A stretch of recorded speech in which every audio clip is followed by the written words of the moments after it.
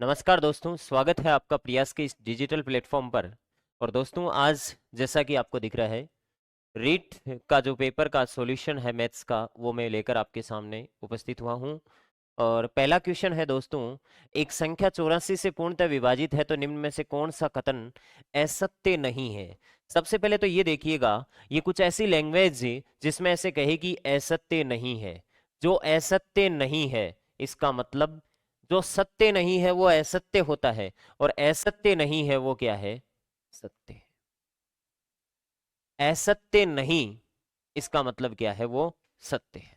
ठीक है, हाँ जी। तो देखिएगा, एक संख्या 84 से पूर्णतः विभाजित है तो निम्न में से कौन सा कथन सत्य है।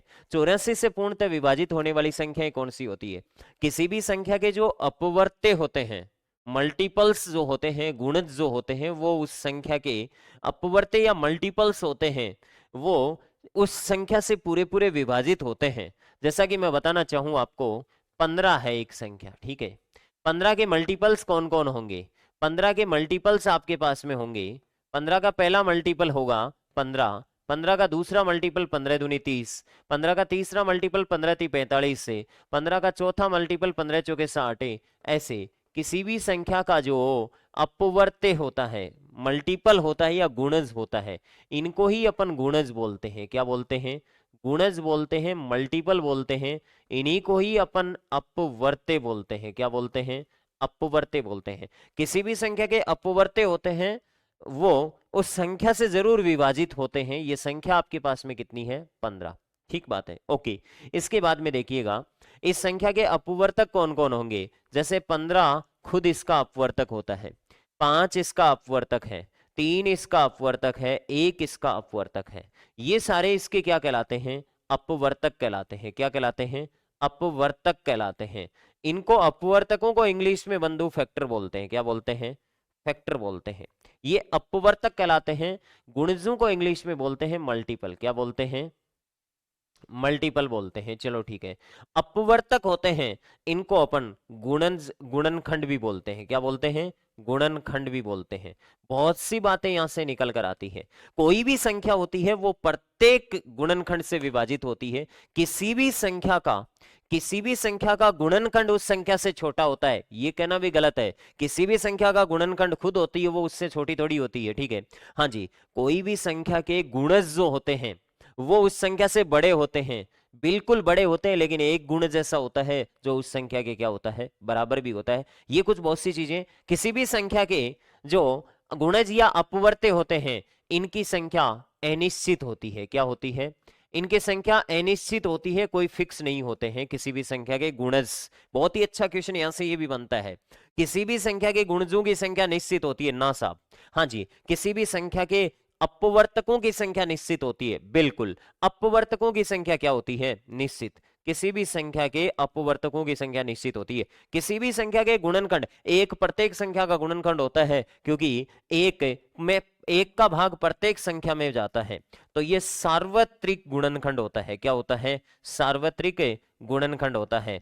ऐसी बहुत सी जानकारी आपके लिए इंपॉर्टेंट होती है। चलो आगे आता हूं मैं, कि एक संख्या 84 से पूर्ण, तो इसका आप स्क्रीनशॉट ले सकते हो, इस जो जो मैंने बातें बताई है इनका।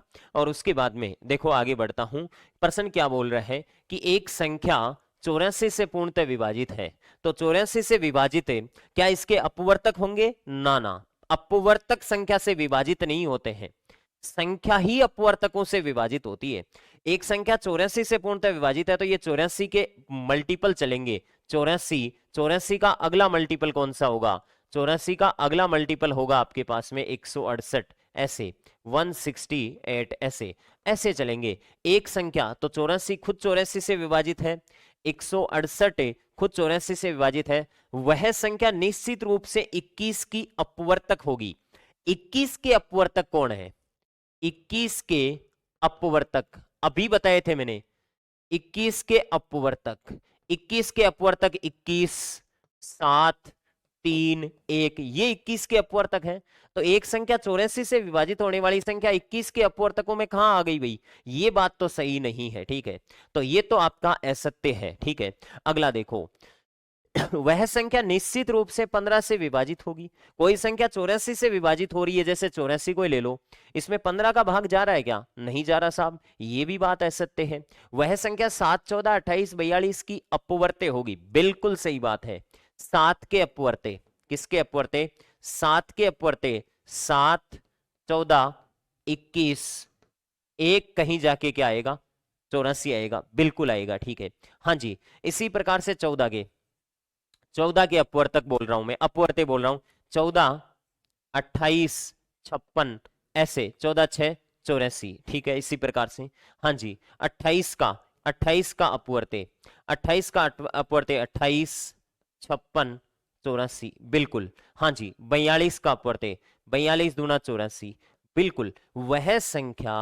वह संख्या इन संख्याओं की अपवर्त्य होगी, बिल्कुल सही बात है। कोई संख्या अगर 84 से विभाजित होती है तो आप ये तय मान के चलो कि किसी भी संख्या के जो अपवर्त्य होते हैं वो उसके अपवर्तकों के मल्टीपल तो होते ही होते हैं। ऐसा अपन बोलते भी हैं कि कोई भी संख्या अपने एचसीएफ से विभाजित जरूर होती है, और जो एलसीएम होता है वो उस संख्या से विभाजित होता है, तो एचसीएफ का भाग एलसीएम में भी जाता है 100%, ये सही बात है। तो बहुत ही शानदार और एक कॉम्प्लिकेटेड लैंग्वेज वाला क्वेश्चन और एक इंपॉर्टेंट क्वेश्चन है, और इसका राइट आंसर कौन सा होगा? थर्ड। तो ये क्वेश्चन एक शानदार विश्लेषण वाला क्वेश्चन था। नेक्स्ट क्वेश्चन की चर्चा करते हैं। नेक्स्ट क्वेश्चन आपके क्या था? नेक्स्ट था, बिनों को आरोही क्रम में सजाने का विन्यास कौन सा है? आरोही असेंडिंग का मतलब क्या होता है? आरोही का मतलब होता है सबसे पहले क्या आएगा? छोटा। नाम छोटा तो पहले छोटा, ये इस प्रकार से इसको बढ़ता हुआ क्रम भी बोलते हैं। एक होता है अवरोही क्रम, कौन सा? Descending order. अवरोही क्रम कौन सा होता है? अवरोही का मतलब सबसे पहले क्या आएगा? बड़ा आएगा, फिर उससे छोटा, फिर उससे छोटा, फिर उससे छोटा, ऐसे। इसको घटता क्रम अवरोही बोलते हैं। आरोही क्रम मतलब बढ़ता क्रम पूछा आपको। चलो चेक करते हैं। 8, 5, 40, इधर देखो, 8, 5, 40 से और 36, 18 बढ़ता क्रम है, बिल्कुल बढ़ रहा है, ठीक है, ओके।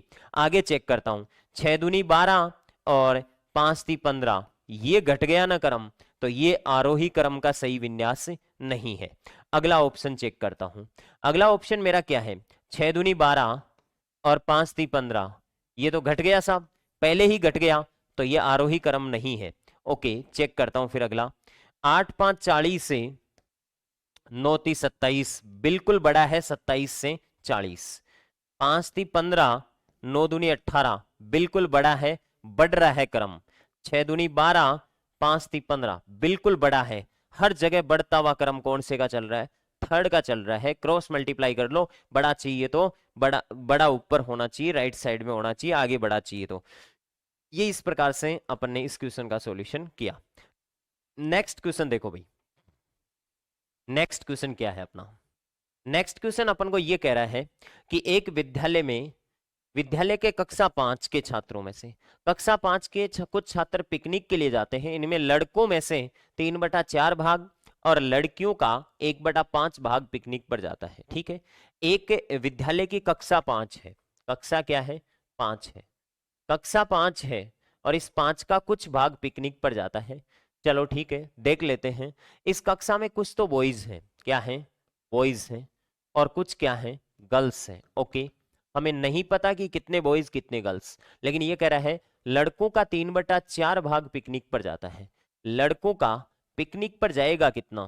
3/4 भाग पिकनिक पर जाएगा, और बाकी लड़के पिकनिक पर नहीं जाएंगे, ओके। लड़कियों का कितना भाग पिकनिक पर जा रहा है? लड़कियों का 1/5 भाग पिकनिक पर जा रहा है, बाकी पिकनिक पर नहीं जा रहे हैं, ठीक है। कक्षा 5 में कुल कितना भाग पिकनिक पर नहीं जाता है? ध्यान से देखना, कक्षा 5 में कुल कितना भाग पिकनिक पर नहीं जाता है? यदि कक्षा में लड़के तथा लड़कियों की संख्या बराबर है तो पहले तो बराबर लेनी पड़ेगी। ऐसी वैल्यू ले लो कि जिसमें 4 का भाग भी आराम से चला जाए और 5 का भाग भी आराम से, क्योंकि फर्दर हमें 1/4 और 1/5 और 3/4 निकालना है। तो मैं एक काम कर लेता हूँ, 20 ही बॉयज मान लेता हूँ और 20 ही क्या मान लेता हूँ? गर्ल्स। तो कक्षा 5 में टोटल कितने कैंडिडेट हो गए? 40 कैंडिडेट हो गए। 20 बॉयज और 20 गर्ल्स, तो टोटल कितने मान लिए? 40 मान लिए। चलो, 20 का 3/4 कितना होगा? 4 का भाग दो, 5 3 15 लड़के पिकनिक पर जाएंगे और 5 लड़के पिकनिक पर नहीं जाएंगे। 5 का भाग दे दो, 4 लड़कियां पिकनिक पर जाएगी और बाकी 16 लड़कियां पिकनिक पर नहीं जाने वाली, ठीक है। ओके, तो बताओ जो पिकनिक पर नहीं जाने वाले हैं वो टोटल कितने होंगे? 16 और 5 कितने? 21। टोटल कितने? 40। 40 में से 21 लोग पिकनिक पर नहीं जाते हैं, तो 21/40 भाग पिकनिक पर नहीं जाता है। जाता है और नहीं जाता है एक छोटा सा शब्द है, इसकी बदौलत प्रश्न को गलत मत कर देना। जाता है पूछता तब उत्तर कितना आता? 15 और 4 कितना? 19/40 आ जाता। लेकिन नहीं जाता है पूछा है तो राइट आंसर कौन सा होगा? 21/40। नेक्स्ट क्वेश्चन देखो, नेक्स्ट क्या है? नेक्स्ट क्वेश्चन आपको ये बोल रहा है कि व्यंजक में अभाज्य गुणनखंडों की संख्या कितनी होगी? और अभाज्य भी कौन से? विभिन्न। ये ग्रेड 1 में पूछा गया है लास्ट टाइम की भर्ती में। हाँ जी, विभिन्न अभाज्य गुणनखंडों की संख्या। तो 30 की पावर 15 है, तो 30 की पावर कितनी है? 15। ओके, फिर क्या बोला है अगले ने? 22 की पावर 11 है, ओके, इनटू 15 की पावर कितनी है? 24। ये लो, अब 30 को क्या लिख सकते हो आप? 30 को 15 गुणा 3 लिख सकते हो, या 3 गुणा 10 लिख सकते हो, या 2 गुणा 3 गुणा 5 लिख सकते हो। 2 गुणा 3 गुणा कितना? 5। इसकी 5 थी 15, 15 दूनी 30, 15 पावर इनटू 22 को 2 गुणा 11 की पावर कितनी? 11 इनटू 15 को 3 गुणा 5 की पावर कितनी? 24। ओके, अब बताओ भाई, ये 2 की पावर भी 15 होगी, 3 की पावर भी 15 होगी, और 5 की पावर भी कितनी होगी? 15। 2 की पावर भी 11, 11 की पावर भी 11, 3 की पावर भी 24, 5 की पावर भी 24। 2 की पावर अलग ले लीजिएगा आप, 2 की पावर अलग ले लो, तो 2 की पावर 15 तो 1 हो गई और 11 1 हो गई। ये टोटल कितनी हो गई? 26। 2 की पावर ले ली, 3 की पावर भी अलग ले लो, 15 तो 1 है और 24 1 है, 15 और 24 39। ओके, इनटू 5 की पावर भी अलग ले लो, 5 की पावर 15 तो 1 है और 24 1 है, ये भी 39 हो गई। और 11 की पावर अब लास्ट में कितनी है? 11। आपको अभाज्य गुणनखंड पूछे, क्या पूछे? अभाज्य गुणनखंडों, अभाज्य गुणनखंडों की संख्या पूछे। अभाज्य गुणनखंडों की संख्या पूछे तो घातों को जोड़ दो आप। 26 प्लस 26 प्लस 39 प्लस 39 प्लस 11, ये अभाज्य गुणनखंड पूछे तब की बात है। लेकिन आपको अभाज्य गुणनखंड नहीं पूछे, आपको एक बात पूछ डाली, डिफरेंट डिफरेंट प्राइम फैक्टर, विभिन्न अभाज्य गुणनखंडों की संख्या, तब उत्तर कितना आएगा? 4। और ये 4 कौन कौन से हैं? एक तो 2, एक 3, एक 5 और एक 11। ऐसे डिफरेंट डिफरेंट प्राइम फैक्टर कितने हैं? तो आपके मोहल्ले में टोटल कितनी सौफ है और आपके मोहल्ले में टोटल कितने प्रकार की सौफ है, इस क्वेश्चन के आंसर में जितना अंतर है उतना ही इसमें है। टोटल गुणनखंड और विभिन्न अभाज्य गुणनखंड। तो राइट आंसर इसका क्या माना जाएगा आपके सामने? इसका राइट आंसर 4 माना जाएगा, जो कि कौन से ऑप्शन में पड़ा है? थर्ड ऑप्शन में पड़ा है। नेक्स्ट क्वेश्चन देखिएगा, नेक्स्ट क्वेश्चन क्या है अपना? एचसीएफ आपको दे रखा है, आपको कह रहा है कि एचसीएफ 8 कोमा ए कोमा 8, ए कोमा 8 का एचसीएफ कितना दे रखा है? 4। और ए कोमा 8 का एलसीएम कितना दे रखा है? ये 24 दे रखा है। थोड़ी सी बात को घुमा रखी है, कुछ नहीं है। एचसीएफ महत्तम समा अपवर्तक, एचसीएफ ए कोमा 8 मतलब ए और 8 का एचसीएफ 4 है, और एलसीएम ए कोमा 8 मतलब ए कोमा 8 का एलसीएम 24 है। तो दो संख्याओं में एलसीएम इंटू एचसीएफ ये होता है बराबर पहली संख्या इंटू दूसरी संख्या, पहली संख्या इंटू दूसरी संख्या बराबर उनका एलसीएम इंटू एचसीएफ। तो बताओ, पहली संख्या ए है, दूसरी 8 है, एलसीएम कितना? 24, एचसीएफ कितना? 4।